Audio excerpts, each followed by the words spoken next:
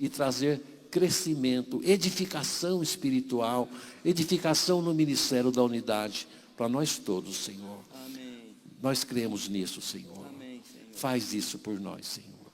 No nome de Jesus. Amém. Obrigado, meu amigo.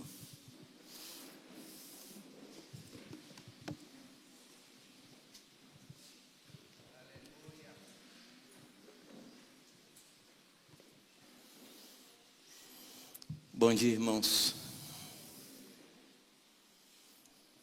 Eu quero lhe ensinar uma coisa. Quando você participar de uma reunião, nunca dê sugestão. Porque você pode ser o encarregado de praticar aquilo que você sugeriu. Pois é. E o que aconteceu... Hã?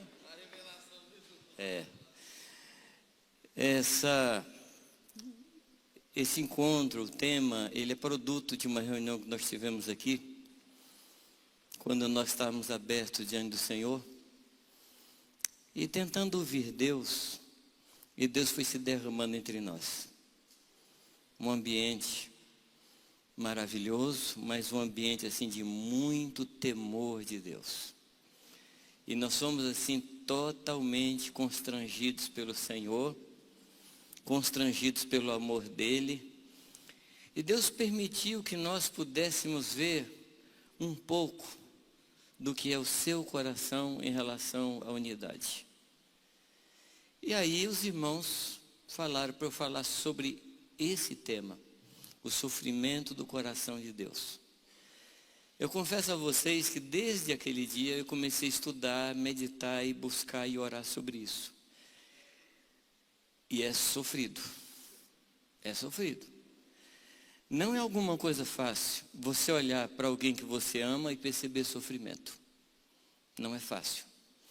Não é fácil você contemplar aquele que é o nosso Pai, a quem nós amamos acima de qualquer coisa, olhar para Ele e perceber que o seu coração ainda está ferido, ainda está machucado. Eu comecei a olhar nas Escrituras, onde é que Deus mostrava o seu sofrimento. E é impressionante como a Bíblia é cheia disso. Como a Bíblia nos apresenta um Deus sofredor. Mas antes de entrar propriamente no tema, eu queria, Reinaldo, assim, em cima do que você falou, falar um pouco sobre o em Cristo, assim, muito rapidamente. Muito rapidamente. Eu não sei se vocês sabem exatamente o que significa em Cristos.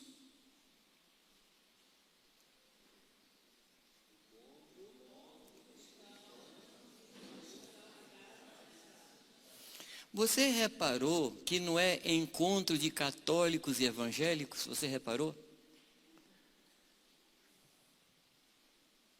Não é encontro de católicos e evangélicos.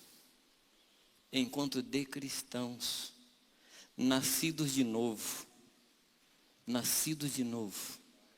O que nos une é o fato de nós termos nascido de uma só pessoa, de Deus, através de Cristo Jesus.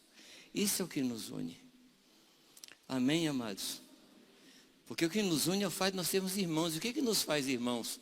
Novo nascimento. Novo nascimento. E a unidade, e essa fala deveria ser de Marcial, a unidade exige educação. Concordam que essa fala não devia ser dele? Essa fala aqui é cara dele. Nós precisamos ser educados na unidade. Paulo fala que ele aprendeu, ele foi instruído, lembra em Filipenses 4? Lá em Hebreus capítulo 5, diz que Jesus aprendeu. Então, caminhar é uma instrução. A nossa caminhada é uma instrução. E o em Cristo, amados, não é um evento. É um movimento. É uma caminhada. E quando a gente começa a caminhar, os pais têm que segurar na mão e dizer, filho, ó, por aqui, por aqui, por aqui. Então eu quero aqui me fazer valer da minha idade, como um dos mais velhos do grupo de serviço, e fazer um pedido a vocês. Entre nós aqui, não nos chamemos nem de evangélicos, nem de católicos. É um pedido. É um pedido. Se você está acostumado assim a atender pedidos dos mais velhos, do seu avô e tal, atenda esse pedido. Amém? Que eu sou velho? Tá.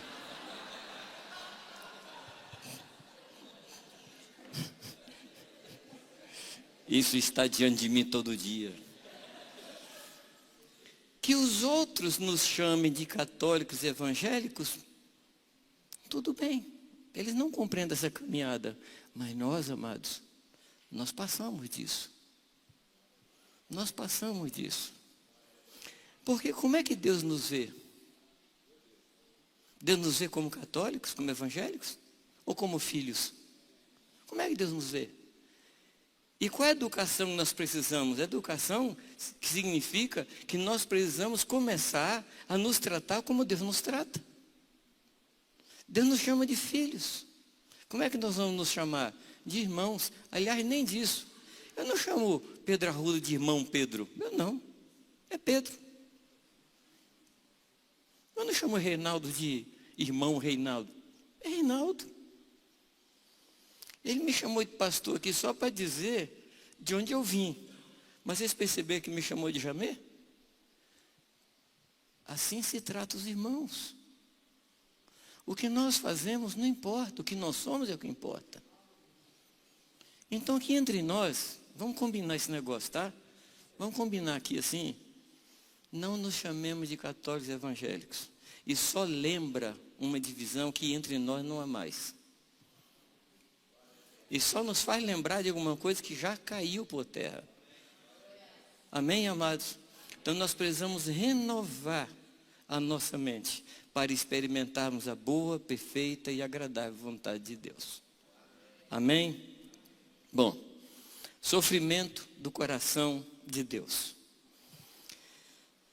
O Pai, ele sofreu no Éden, quando o homem rejeitou a sua companhia. Quando o homem resolve não obedecer a Deus, ele não estava tratando com um mandamento, ele estava tratando com uma relação. Porque a palavra diz, amados, que o Senhor vinha conversar com Adão. Quando Adão diz, eu não vou fazer o que o Senhor quer, não era um mero mandamento, não era uma instrução, era uma relação. Me compreendem, amados? Adão estava dizendo assim, eu não quero mais me encontrar com o Senhor na viração do dia. Porque houve um ser que chegou aqui, que mostrou que eu sou igual ao Senhor, e o Senhor não pode vir com essa superioridade sobre mim. Houve uma rejeição de quem era Deus, para que ele se tornasse superior. Então não é só uma questão de comer um fruto ou não comer um fruto. É uma quebra de relacionamento. Mas quando eu pensava nesse momento, e amados, nós não vamos ter tempo em um ano para entrar em cada detalhe desse. Eu me propus vir aqui só para abrir janelas.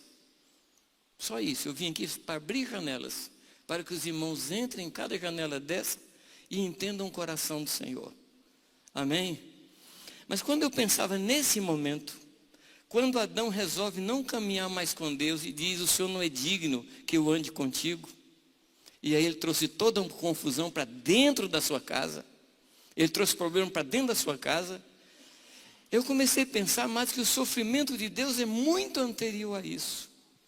O sofrimento de Deus ocorre em um tempo fora do tempo, quando ele precisa matar o seu filho por aqueles que ele poderia não ter criado, para que não lhe desse trabalho. Me compreende, queridos?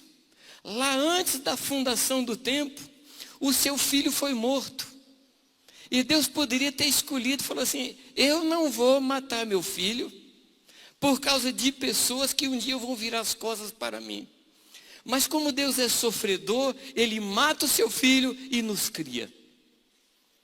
Ele nos cria, para que nós tenhamos relação com Ele. Amados, a morte de Jesus na cruz não é uma questão jurídica. Claro, tem um aspecto jurídico. O que significa o aspecto jurídico? é que quando ele morre na cruz, ele apaga, ele crava na cruz a cédula que era contra nós. Existe o aspecto jurídico. Existe o aspecto da justificação. Quando Jesus morre na cruz, ele toma o seu próprio sangue, sobe diante de Deus e diz: aqui está o meu sangue. Porque antes o que subia diante de Deus era sangue de touros, sangue de cordeiros. Mas agora o próprio Filho toma o seu sangue e chega diante de Deus, e Deus diz assim: eu estou satisfeito, esse sangue é suficiente e não precisa mais, nunca mais, de outro sangue. Esse é o aspecto jurídico e é verdade. Mas, amado, o aspecto jurídico ocorrido na eternidade foi para abrir espaço para o relacionamento que se havia quebrado. Então a morte de Jesus não é só um aspecto jurídico. Não é uma questão de eu dizer assim: Jesus pagou os meus pecados. Tá bem, Ele pagou. Ele me perdoou. Mas perdoou para quê, amados? Para que eu pudesse voltar a ter relacionamento com Ele. Então a morte de Jesus foi para restaurar aquela comunhão que se havia perdido no Éden. Amém, amados? A morte de Jesus fala de relacionamento. Claro que se não houvesse a morte, não houvesse o pagamento, eu não teria condição de me relacionar. Então é impossível que nós sejamos perdoados e fiquemos em relacionamento com o Senhor. A morte de Jesus, nesse caso, se torna em vão. Porque é somente jurídico. Mas não é só isso. Como nós ouvimos ontem, em João capítulo 11, versículo 50 ao 52, está ali uma conversa das autoridades, e diz assim: olha, você não se lembra que importa que morra um pela nação? E aí o escritor diz assim: ele falou isso porque era sumo sacerdote e profetizou sem saber que profetizava, que importava que Jesus Cristo morresse para juntar num só corpo os seus filhos dispersos. A morte de Jesus cumpriu esse propósito de nos juntar num só corpo. E tem um mandamento muito claro: o que Deus uniu, não separe o homem. O que Deus uniu, não separe o homem. Infelizmente, a gente pensa nisso em casamento. Mas eu pergunto a você: o que é mais forte? Um casamento ou a unidade da igreja? A gente luta tanto para não separar da esposa, mas não faz muita questão de não separar do irmão. A unidade da igreja também tem seu aspecto geométrico. A figura do triângulo. Triângulo, 3 lados. Mas quando 2 linhas avançam para o vértice, elas automaticamente se aproximam uma da outra. É impossível estar em Cristo e não estar com o irmão. Impossível. Impossível. Se você está em Cristo, lá você vai se encontrar comigo. Se eu estou em Cristo, lá vou me encontrar com você. Queira ou não. Goste de você ou não. Nós vamos nos encontrar. Então, enquanto estamos no caminho, vamos consertar. Porque lá nós vamos ter que andar junto. Puxa, nem um amém. Tá bom.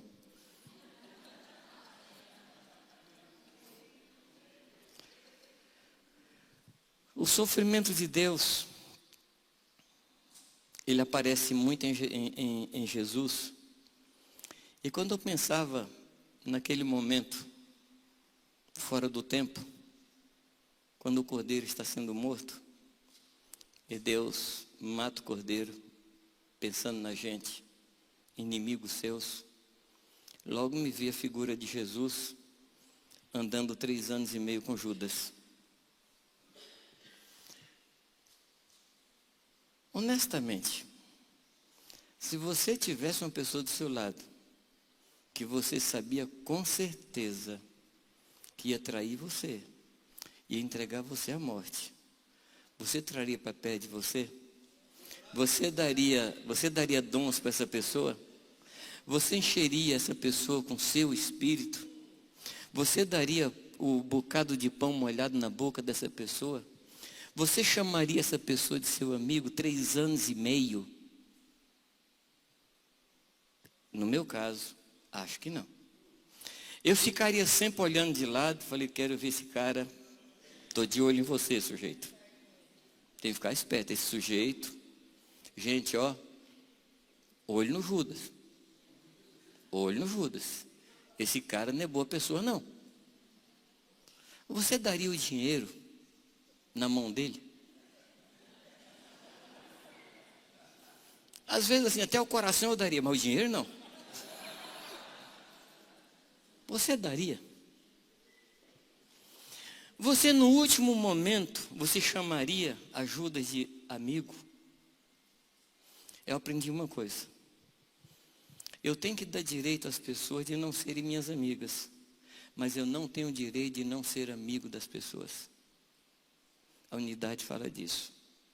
Eu sou amigo das pessoas, ainda que elas não sejam minhas amigas. E esse coração não me permite nenhum tipo de retaliação ou restrição. O que Jesus viveu com Judas é o que o Pai viveu lá atrás, quando o cordeiro estava morto. Jesus viveu, amou, serviu, abençoou.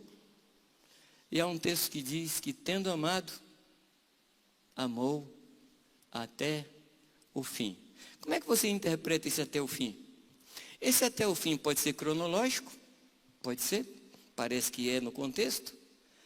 Mas eu estava pensando esse até o fim, no sentido de até as últimas consequências. Eu não estaria errado, porque assim foi com Jesus. Amigo, o que vieste fazer? Com um beijo você me trai? Com um beijo você me vende? Você veio a mim como para pegar um salteador, com varas, com paus? É isso. E tendo amado, amou até o fim. Tempos atrás, um irmão me perguntava, Jamê, quando é que eu posso desistir de uma pessoa? Eu cuido dela, ela dá trabalho, eu cuido, ela dá trabalho. Quando é que eu posso desistir de uma pessoa? Falei, rapaz, a resposta é muito simples, mas muito simples. Quando Jesus desistir de você. Ponto. No dia que Jesus falar assim, desiste de você, aí você fala, também desiste de você.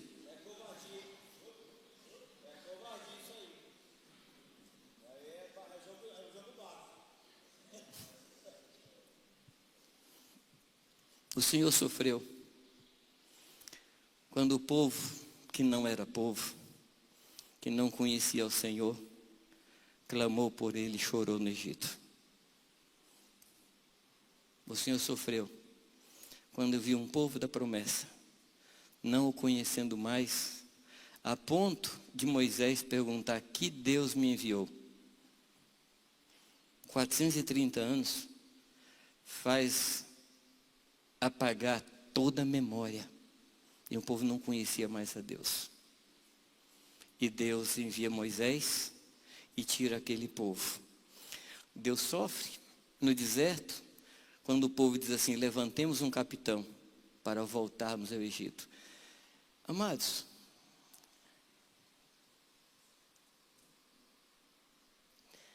é muito difícil a gente acompanhar o caminho de Deus. É muito difícil a gente estar do lado dele e vendo como ele sofre. O nosso Deus é chamado de homem de dores. Ele sabe o que é sofrer. E a gente acha que sofre. Ele sofreu. Quando o povo chega para Samuel e fala assim, Samuel, dá-nos um rei, como o povo da terra tem. Samuel acha que o problema era com ele. Que ingenuidade. Ele chega para Deus, me rejeitaram. Moisés, Samuel não entendeu nada. Esse povo está rejeitando a mim. E Deus sofre. Sua criatura. Povo por quem ele havia matado o filho. Agora diz para ele, nós queremos um rei. nós não te queremos. O Senhor sofre quando ele chega numa cidadezinha pequenininha, insignificante, e vê uma viúva, filho dela no caixão, sendo levado para a sepultura. Todas as esperanças dela haviam morrido. E vocês me permitam aqui eu desenhar a cena.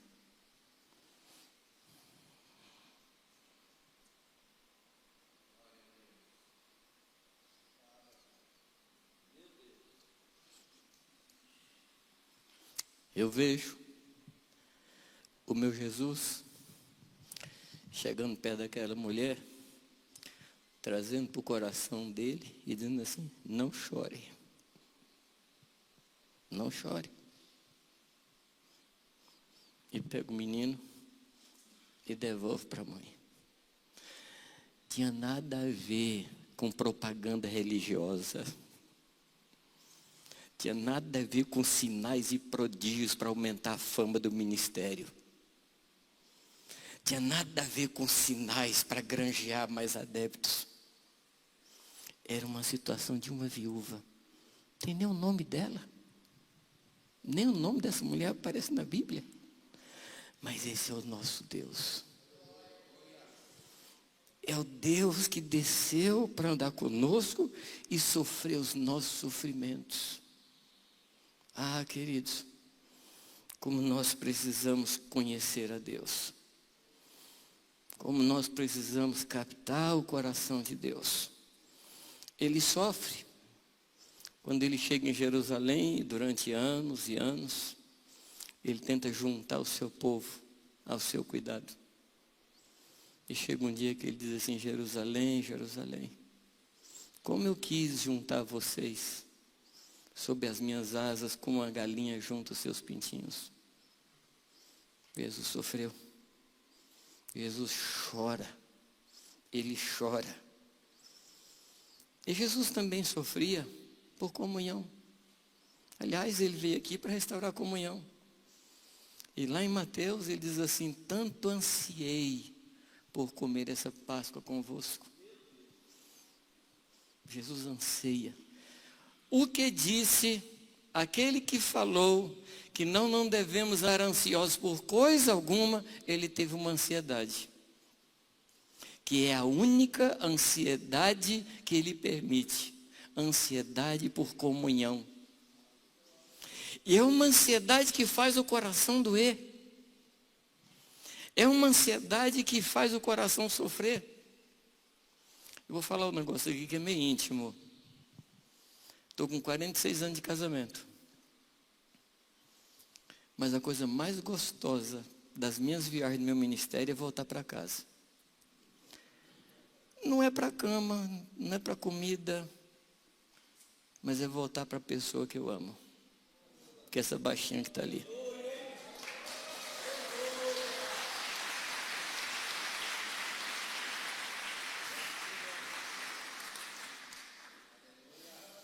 E os anos vão passando e a coisa vai ficando pior.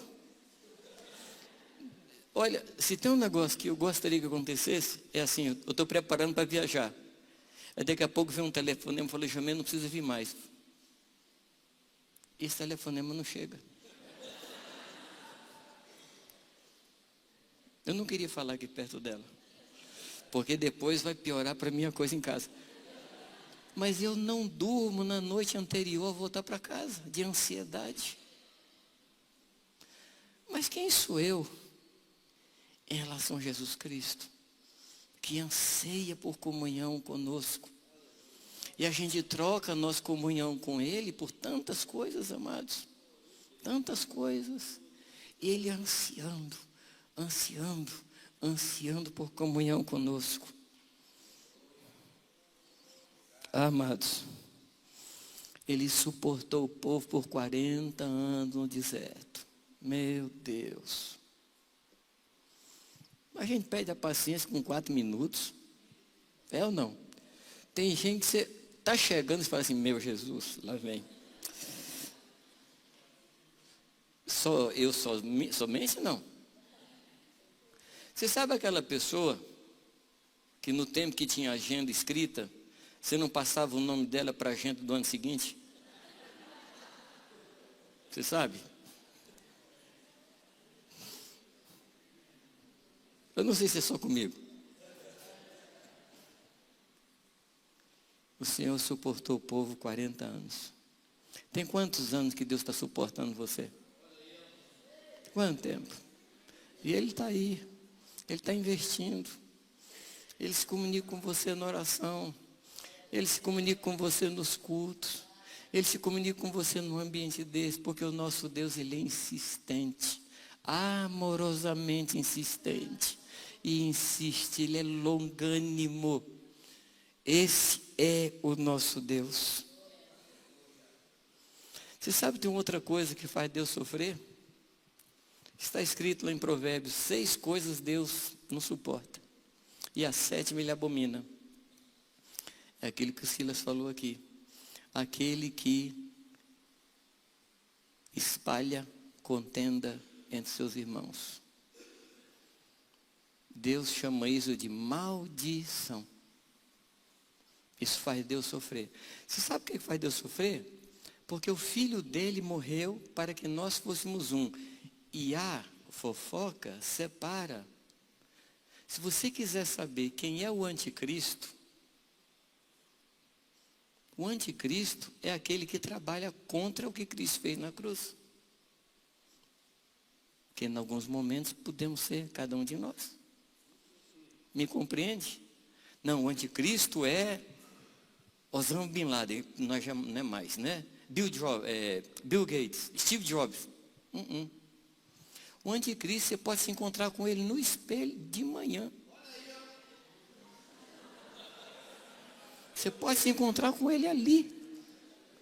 Se você abrigar no seu coração qualquer coisa contra o seu irmão, o Senhor é tão sério nisso que Ele falou, se chegar no altar e você se lembrar que o seu irmão tem alguma coisa contra você, por favor, ponha sua atenção nisso. Ele não disse você lembrar que você tenha feito algo. Não. É se você se lembrar que o seu irmão tem algo. Faz o quê? Deixa a oferta no altar. Não está em discussão a oferta, porque se a oferta não prestasse, ele não deixaria, ele mandaria deixar no altar. Fala, leva com você, aproveita e joga no lixo na ida. Não, ele não fala isso. Deixa no altar e vai e reconcilia. A palavra reconciliar significa restaura a amizade que havia antes. Mas a gente é tão superficial que a gente chega no irmão, ó, se eu fiz alguma coisa com você, qualquer coisa você me perdoa, tá? Aí volta lá e oferece ao Senhor. E o Senhor não está nem aí para a sua oferta. Nesse texto eu aprendi algumas coisas. Eu aprendi, amados, que relacionamento é mais importante que culto. Que a amizade é mais importante que oferta. Você acha que Deus está interessado nas nossas festas solenes? Se nós temos aliança quebrada entre nós? Você acha que Deus está interessado nas nossas festas maravilhosas? Festa de amor, festa de ágape, seja o nome que a gente dê. Mas se o nosso coração não é um com os irmãos, Deus abomina. E por que Deus abomina? Não é porque faz mal ao coração de Deus, é porque contraria o que o Senhor Jesus Cristo fez desde a eternidade passada.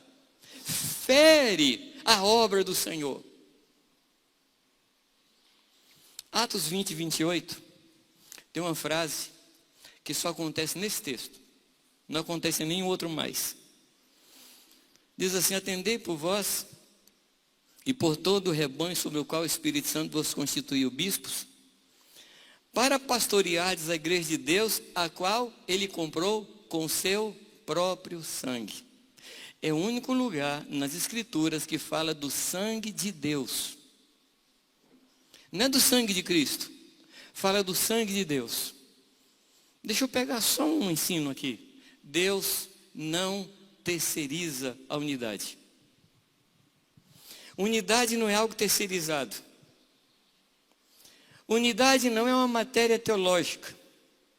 Unidade não é uma matéria de discussão. Unidade para o Senhor significa morte. Significa sangue derramado. Significa morte cruenta. Significa renúncia. Para Deus significa isso.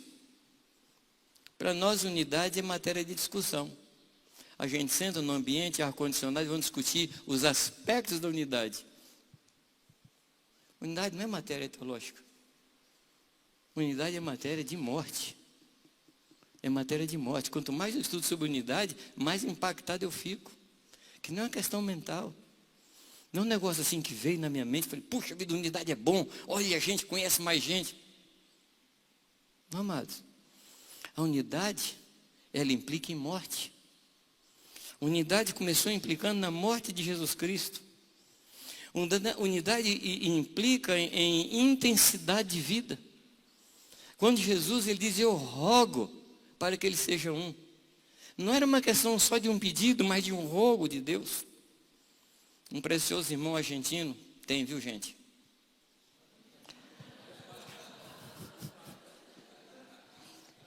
Eu não vou falar nomes que eu posso esquecer dos 3 que eu conheço. Mas... Não, gente boa, gente boa. Victor Rodrigues, um irmão de Rosário. Ele diz que o nosso pecado, ele trouxe uma crise na Trindade. Porque alguém teve que se afastar da Trindade para vir aqui. Os 3 nunca haviam se separado. Os 3 nunca haviam se apartado. E se apartou a tal ponto que o Senhor Jesus na cruz disse, Deus meu, por que me abandonaste? O nosso pecado trouxe crise na Trindade. Se a gente não sabe, se a gente não faz ideia do que é divisão, por favor, pensa nisso. A gente acha que divisão é uma opção. A gente acha que divisão é assim, eu não gosto, separo, não creio, separo, acho que não é, me separo. Amados, a falta de união, mas a falta de unidade é alguma coisa que mexe com o cosmos. É uma coisa que mexe com Deus. E eu rogo que nós tenhamos um pouco do sentimento que Deus tem. Jesus Cristo na cruz, ele matou a inimizade. É preciso a gente proclamar isso, porque alguns cristãos ainda têm inimizade um contra o outro. Se você ainda tem inimizade, você está andando com cadáver. E cadáver fede. A pessoa que anda com inimizade, ela emite um gás mortífero. Mas eu quero lhe avisar que o Senhor matou na cruz a inimizade. Interessante, que Jesus, para resolver o problema do homem, ele matou o pecado e matou o pecador. Para evitar qualquer contato entre os dois. Ele matou. E junto com a nossa morte, ele matou a inimizade. E a palavra diz em Efésios 2, onde fala isso, ele derrubou a parede de separação. Interessante, que quando o homem pecou, Deus colocou um anjo na porta, no portão do Éden. Você sabe para quê, não? Deus ficou com ciúme, ficou magoado. Ele falou, vocês não vão mais brincar com as coisas que eu pus no Éden. O que você acha? Ele pôs o anjo lá com a espada, falou, vocês não vão mais entrar no quarto de brinquedo. O que você acha? Tanto o anjo na porta do Éden, como o véu que foi posto, era proteção para o homem. Porque se o homem voltasse para o Éden, ele comeria da árvore da vida e viveria eternamente no inferno e separado de Deus. Deus nos protegeu de uma eternidade longe dele. O véu foi a nossa proteção para que com o pecado não chegássemos diante dele e morrêssemos definitivamente. O véu foi para a nossa proteção. Deus não faz nada que não seja para nos proteger. Então Deus pôs o véu. E me permita aqui uma licença poética de pregador. Deus estava ansioso por rasgar aquele véu. Anos e anos esperando. Eu quero rasgar. E sabe o que é que nós fizemos? Colocamos um muro no lugar. Colocamos um muro. E hoje nós temos barreiras concretas. Nós temos coisas concretas que nos dividem. Mas não foi Deus que pôs. E eu tenho impressão, Silas, que esse problema é nosso. Não é de Deus. Deus derruba o muro.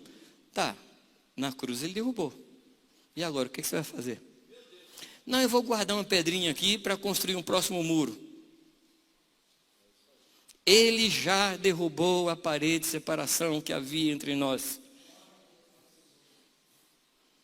Nós é que fazemos o muro intransponível. Somos nós que dizemos, não dá para passar por lá de lá. E na realidade a gente quer dizer, eu não quero passar por lá de lá. Sabe por quê, amados? A unidade, ela expõe. A unidade expõe. Expõe ou não? Quando a gente se casa, a gente se expõe. Namoro não.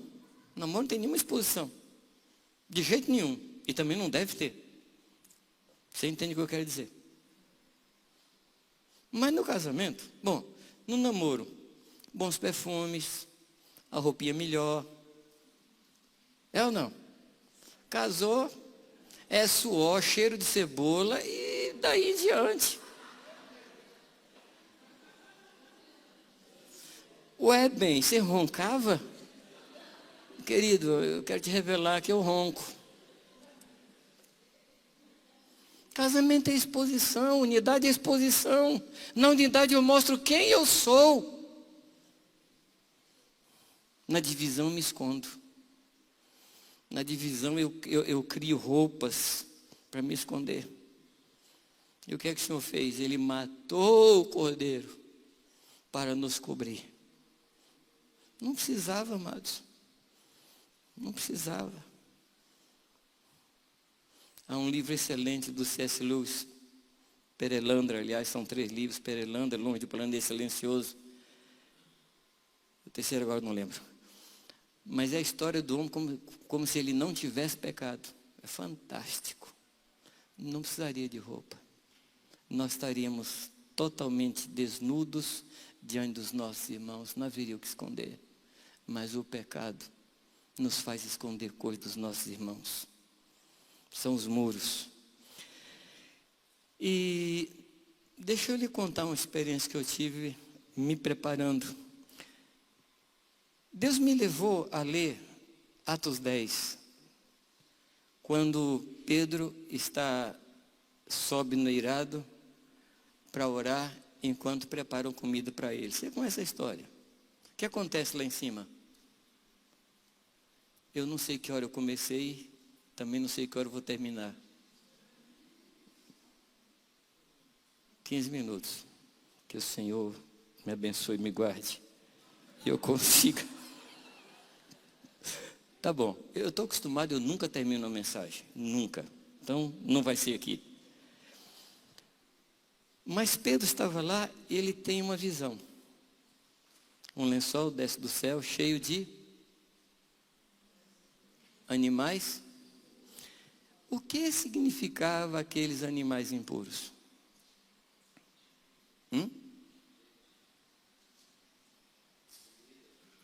Comida? Pessoas. Pessoas. Que tipo de animais eram? Toda espécie. Mas a Bíblia enfatiza que tinha répteis. Não era cordeiro. Coisas que o pessoal poderia comer, mas eram répteis. Enfatiza. Aquilo lá estava se referindo a pessoas. Pergunto, como é que você vê alguns irmãos?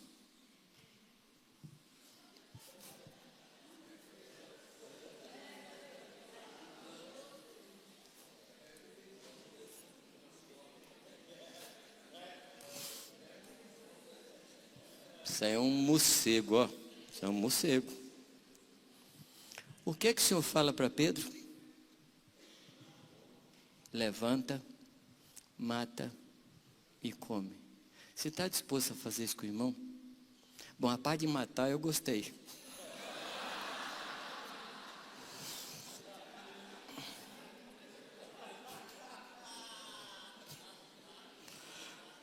Presta atenção. O matar é olhar para o irmão, não segundo a carne, mas segundo Cristo, e ver o irmão morto em Jesus Cristo. E engolir esse irmão, trazer para dentro de você.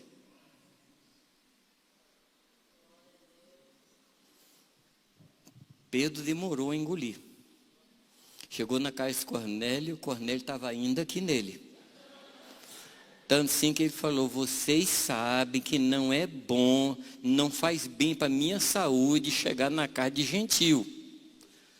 Deus falou assim, Pedro, eu vou derramar o Espírito Santo para empurrar Cornélio para dentro de você. Levanta, mata e come. Enquanto nós olharmos para as pessoas e as vermos segundo a carne, nós não vamos acolher essas pessoas em nós. Mas nós precisamos olhar para elas e ver segundo Cristo. Como é que Cristo vê? É assim que eu vou ver. Há uma história na palavra que é uma figura de unidade. É uma história que normalmente ela é falada ou cantada em casamentos. Mas o que não tem nessa história é exatamente casamento. Você sabe a que história eu me refiro, não? Ruth e Noemi. A única coisa que não tem nessa história é casamento. Só tem viuvez. Morreu o marido desse, depois morre do outro, morre do outro, morre do outro. Sobra ninguém. E quem era uma para outra? Uma era sogra e outra era nora. E não existe nos relacionamentos humanos um relacionamento mais complicado que sogra e nora. Não existe. Não existe. É o relacionamento mais conflituoso. São duas puxando a corda e a vítima no meio.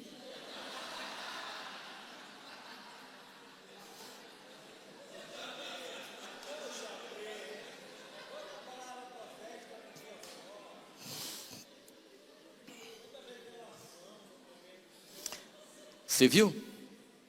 Eu cuidei desse menino com todo carinho. Vem uma desconhecida e leva. A outra fala assim, agora é meu, dá um tempo, né? É assim ou não? O nosso Deus, ele é tão, eu não vou dizer irônico, mas o nosso Deus, ele é tão fino, tão direto e tão radical, que ele traz a experiência de uma nora e uma sogra para nos falar de quê? De unidade. E isso aqui, amados, foi escrito para o nosso ensino, para a nossa edificação, porque toda a escritura é inspirada por Deus e útil para redarguir, para corrigir, para nos edificar, ensinando em toda justiça, a fim de que nós sejamos perfeitos e perfeitamente habilitados para toda boa obra, inclusive essa história. Eram duas, as noras. E Noemi sabe que não haveria mais possibilidade delas se casarem com pessoas que ela gerasse. A órfã aceita a sugestão da sogra e vai embora. E pelo que diz a Escritura, a sogra fala diversas vezes para ela, vai embora, volta para os seus. Ali Deus vai te dar um novo marido, vai embora. Até o ponto que Ruth fala assim, não insista comigo para que eu te deixe. Eu comecei a analisar as coisas que essa moça fala. Ela diz assim, não me obrigues a não seguir-te, porque onde quer que fores, irei eu. E onde quer que pousares, ali pousarei eu. O teu povo é o meu povo, o teu Deus é o meu Deus. Onde quer que morreres, morrerei eu, e aí serei sepultada. Faça-me o Senhor o que bem lhe aprouver, se outra coisa que não seja a morte me separar de ti. Isso é unidade, amados. Isso é unidade. Unidade é o caminho da renúncia. E quando você renuncia, tem mais renúncia a fazer. E quando você renuncia, tem mais renúncia a fazer. Eu queria lhe mostrar o que é que essa mulher renuncia. Ela renuncia ao seu próprio destino, onde você for. Eu não tenho mais destino, senão o teu destino. Ela diz assim, eu não tenho mais cultura, eu renuncio à minha cultura, o teu povo, agora é o meu povo. Estou na minha cultura para andar na tua cultura. Está pesado? Não.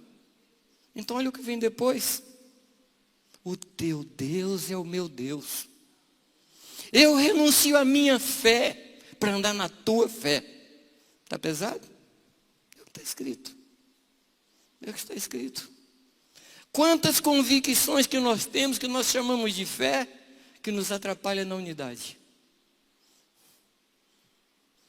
A unidade não é questão doutrinária.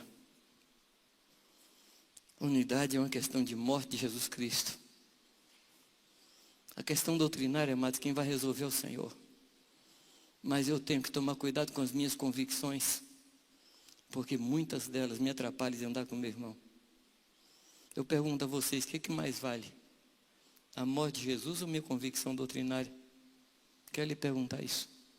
Não precisa responder. Eu sei que eu estou pegando muito pesado. Onde pousares, ali pousarei eu.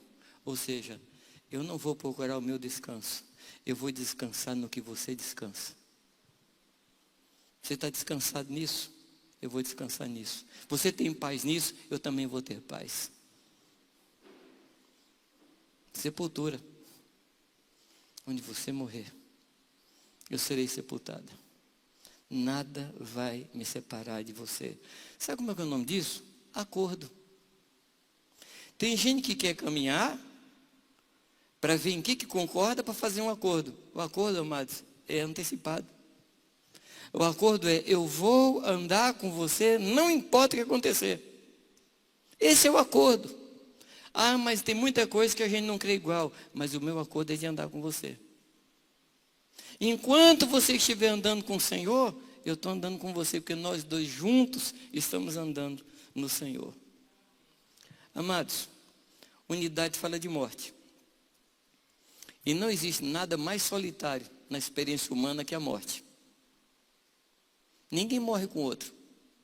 Ainda que morra no mesmo momento, mas a morte é a coisa mais solitária que existe. Não tem ajuda para morrer. Quando você está morrendo, ninguém está com você, você está sozinho. Mas na ressurreição, nós ressuscitamos com Cristo. E juntamente com Cristo, com nossos irmãos. Você morre sozinho para nascer do corpo. Amém? Se você não quiser morrer, você não nascerá no corpo. Se você não quiser experimentar a morte, você não terá a experiência da vida junto com os irmãos.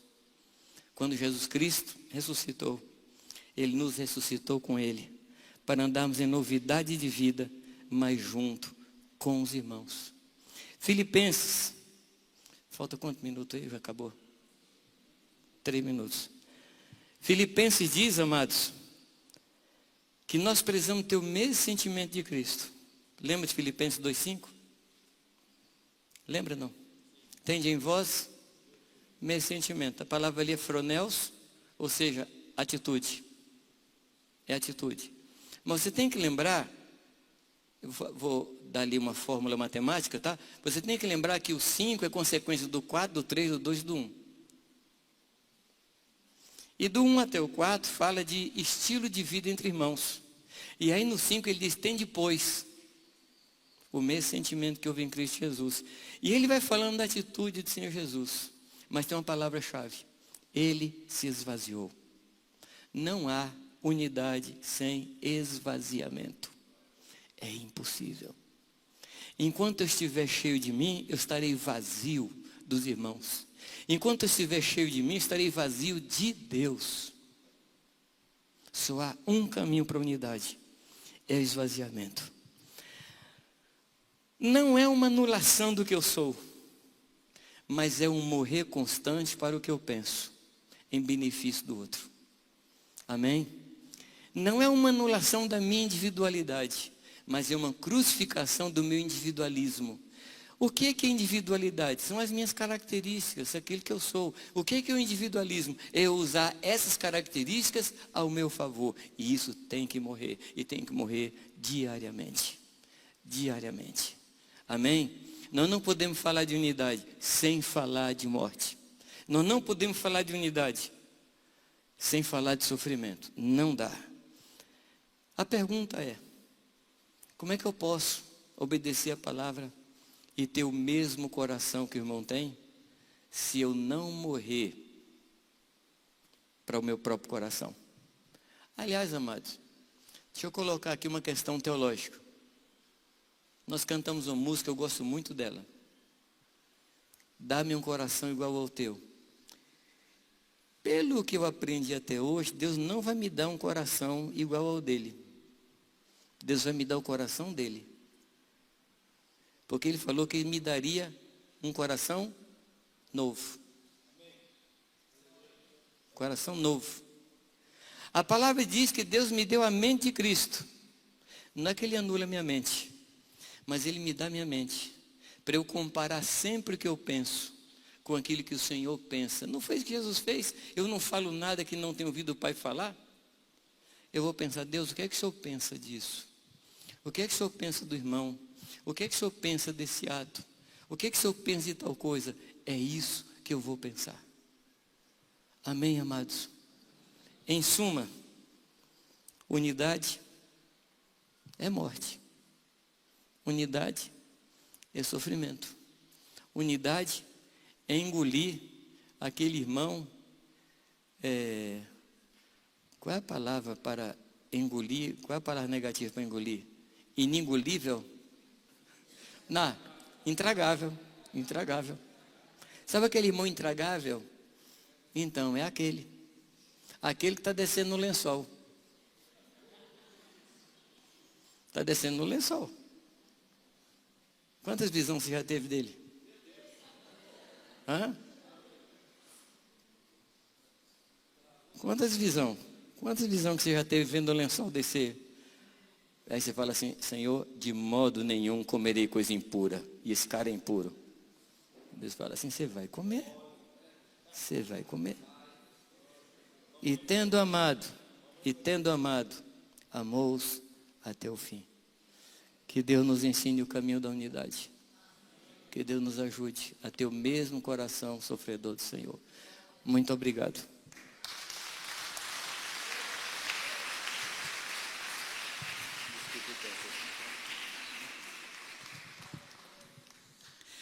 Aprendemos que temos que amar